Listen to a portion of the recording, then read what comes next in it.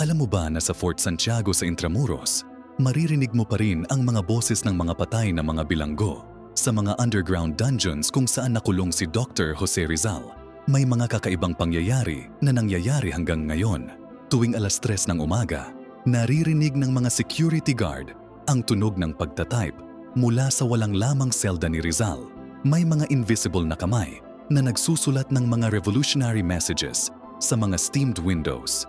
Pero mas nakakakaba pa ang mga narinig ng mga paranormal investigators. Naitala nila ang mga oras na usapan sa Spanish, Japanese at Filipino.